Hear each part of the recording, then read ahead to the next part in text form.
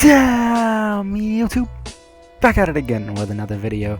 What's going on, guys? It's your boy Phoenix Nitro here, bringing you TEW 2016. For the uninformed, TEW 2016 just released its demo this past Monday. I'm very excited. Always the type to play TEW. Glad that the new game's out. I've played it a couple days now. It's pretty good. I like it. I like it a lot better than 2013. I think the improvements have been great. But let's not talk about that. Let's dive right into the first series I'm ever doing on a TEW game. WWE 2004. We start off in January 2004. I'm playing as Paul Heyman. And let's get right on to it. The road to the Royal Rumble. We start off on Monday Night Raw. I've already booked it, so let's just go ahead and run the show. Alright, here we go. Pre-show match. Using the higher local talent, I hired Claudio Castagnoli just to give him a tryout, basically. That's what I've been doing in my demo games. I've been hiring local talent just to give them tryout matches with people that I haven't used on the actual show. I didn't use Booker T on this episode of Raw, so I decided to throw him in a pre-show match with Claudio, give him a little tryout. Claudio had an in-ring performance of 21. It looks like that Booker T carried him. We'll try him out on SmackDown as well in the pre-show, and if he still does, then we might not sign him. But we might sign him. Let me know in the comments below if you guys think that this 64 qualifies for a good signing. And to kick Raw off, let's go ahead and start it off. I use the freestyle. Oh wow, they actually do this in the description now. I didn't notice that. I think that happened with the new patch. But we open up Monday Night Raw with Evolution coming out. This was made with a freestyle angle, that's why there's no description. All the angles used tonight will be freestyle angles. I like the freestyle angles a lot more than I do actually making the angles.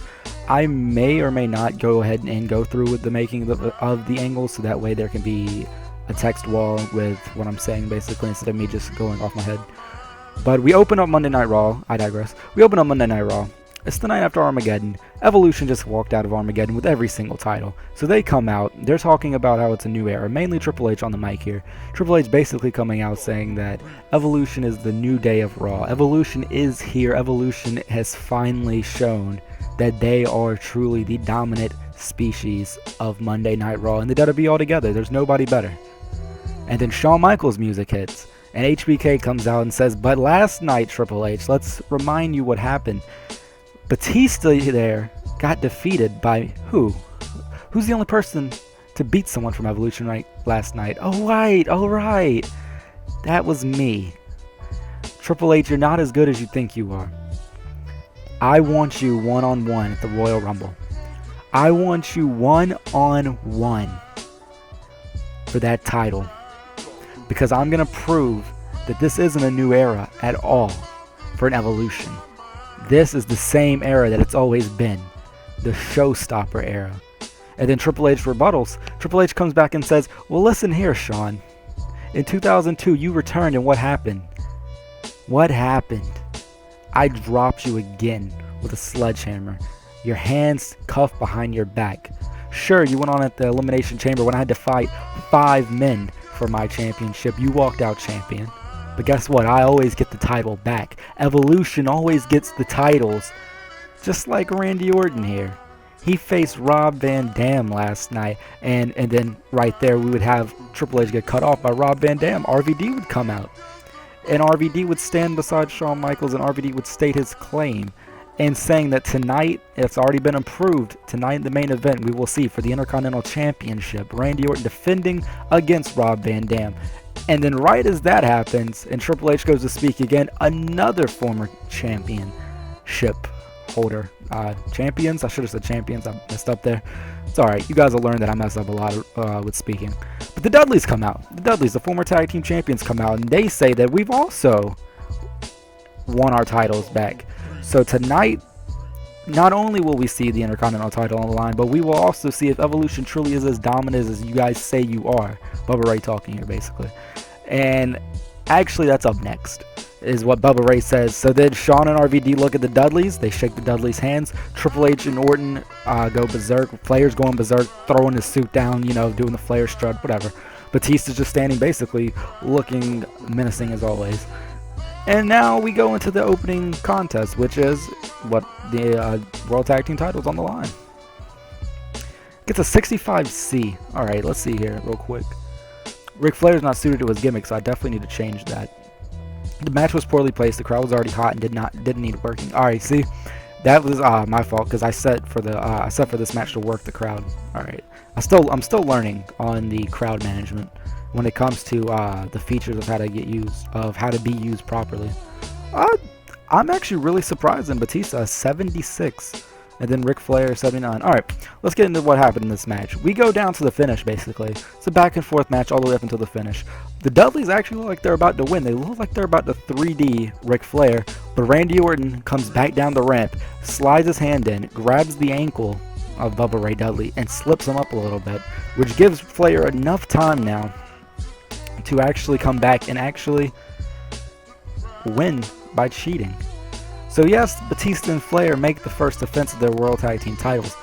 But is it really a defense? Let's be honest here. They cheated. Evolution, maybe not as dominant as they say they are. But on to our next segment. We go and see Orton standing tall with Flair and Batista in the middle of the ring, holding the tag titles up. Devon and Bubba are trying to scurry to their feet, but then Evolution just beats them back down. And then Flair smiles with a big old grin, turns to Batista, slaps the animal on the chest, and says, "Batista, get the table." Batista slides out of the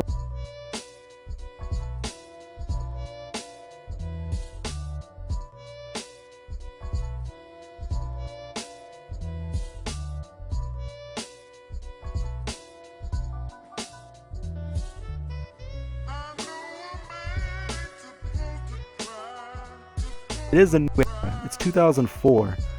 I know what happened in 2003. You lost your beloved Stone Cold Steve Austin, but don't worry. I am still a fair general manager, and I'll prove it. Tonight, we're going to see a lot of new things happening. You saw that I granted 2 title matches to happen, but we're also seeing a title being brought back. Monday Night Raw is dawning again, the Hardcore Championship. And guess what? That title is being brought back next. Which leads us into, so now that the Hardcore title's back, it leads us into a Fatal 4-Way match featuring Stevie Richards, Spike Dudley, Matt Hardy, and Val Venus. 59C, and didn't really expect too much from this. I don't actually think I booked this as a Hardcore match either, which I really don't know why I didn't. Yeah, I definitely booked it as a normal match. I think I might have just messed up and forgot to do Hardcore. It's alright though. Matt Hardy walks out as the Hardcore champion. Not really much to say. The Hardcore division is really just going to be something for me to use guys that I'm never really going to... not that I'm not going to push them, but it's just going to be something to really make Raw feel different from SmackDown. That's the main reason I brought it back. Plus, it gives me a chance to change the title with angles. Val Venus is not suited to his gimmick. Alright, instead of clicking Notepad, that clearly did not go well first time. I'm just not going to... I'm just going to change his gimmick, but I'm not going to put it down in the Notepad. I'll just remember it. The overbooking of the match and said, well, yeah, I did the, which one is it called? I did the, Mayhem option, because it seemed like the good Hardcore style. Matt Hardy shined in this as the best performer, so that's good that we gave him the title. But the Hardcore title, as you may know, 24/7. So right after he wins, he's picking himself back up. The Hurricane comes out and just rolls Matt Hardy right up. 1, 2, 3, the Hurricane is your Hardcore champion now. Got a 73. I like it. Kane is shown walking backstage, and we hear JR, or the King, one of the two, say that his match is up next. And after last night, they also recapped that last night, after losing the triple threat match, that he cannot be happy. So, that's going to be a tough night for whoever he's facing. And he goes one-on-one with Lance Storm, a 51D. Ugh. As planned, the match brought the fans back down a little. Jesus, can't speak. That's good. Kane at a 76. That's great. I like it. Lance Storm's not suited to his gimmick. A lot of people not suited to their gimmicks. Wow. Alright. Not really much to ask for. Kane just basically dominating Lance Storm in 2 minutes and 34 seconds. After, Kane's leaving the ring, about to head up the ramp, when all of a sudden the lights go out. They just flicker. And then we hear a gong, and the lights flicker right back on. And Kane just pauses and stops. He turns his head, looking around, confused. He knows what that noise was. Everyone knows what that noise was. It was a signal that the dead man is still alive. It's a signal that the dead man is coming. But Kane just shakes his head and says, no. I buried you. I put an end to you. This isn't happening. And then he just freaks out and leaves. Then we cut backstage. Shawn Michaels is in Rob Van Dam's locker room, or group locker room, who knows. He just sits down in a chair next to him and says, "Look, man, I respect you just like I know you respect me. Tonight, I will make sure in the match against Evolution, I will make sure that nothing happens to them. You saw what just happened with the Dudleys. That's not going to happen to you. I got your back, man. I got your back." RVD's happy. He says, "Cool, thank you." And then we go on to the next segment. 84, that was really good. We go on, Hurricane versus Test. It was just a regular match at the beginning of the night, but seeing as the hardcore champion is now the Hurricane, the title is on the line. That did really good. A 72, I like it. I don't know if I'm planning anything at the moment for Test, but Test has always been one of my favorites, and using him in a high roll in this game is something that I really want to do, but I don't know what I'm going to do exactly yet. And we had the Hurricane had an in-ring performance of 71, Test had an in-ring performance of 67. Test wins the hardcore title. And then we go on to the highlight reel after this. And because as you know, last night at Armageddon, we had the Battle of the Sexes tag team match. So Chris Jericho and Christian come out. Lita and Trish Stratus are out there as well. Basically, they go back and forth. Chris Jericho and Christian acting arrogant, and then Trish challenges Jericho to a one-on-one match tonight, which Jericho obviously accepts. So we lead that into the next segment. Trish Stratus was a real star in this segment. I like it. Molly Holly versus Jacqueline, just something to get the divas on the show. The match was poorly placed. The crowd hadn't peaked, so being cool wasn't perfect. Like I said, the crowd management I still gotta get used to. I chose for the crowd to get cooled down right here. Didn't really need to, I suppose. So I'll use that I'll put that in the knowledge, basically, and not do that again. We're still learning here when it comes to crowd management, so let's go on to the next segment. A match card comes up with Chris Jericho versus Trish Stratus, saying that that's up next. As Chris Jericho comes down to the ring, he's waiting for Trish Stratus. Trish's music hits. She comes up with a microphone and says, "I'm not actually in this match, Jericho. You see, I got it changed backstage with Eric Bischoff, and well, now you're facing this guy." And out comes Goldberg. Jericho is flipping out in the ring. And it's a 76 B-. I really dig that. Goldberg defeated Jericho with a spear. By working the crowd, this started to get the fans responding. That's great. I like that. Goldberg had an in-ring performance of 92. That's insane to me that Goldberg's doing an in-ring performance of that. Well, I mean, I say insane, but I don't ever really think of Goldberg as a good in-ring performer. So, but yeah, Goldberg defeats Jericho, which we now go to. Alright, this is one of those segments where you see both oppositions walking down a hallway, and it says up next. You have Flair and Orton walking down one side. You have Shawn and RVD walking down the next. Which leads us to the main event of the night, the Intercontinental title on the line, Randy Orton versus Rob Van Dam. Orton and RVD going back and forth, back and forth. We have Ric Flair and Shawn on the outside, both doing good managing work.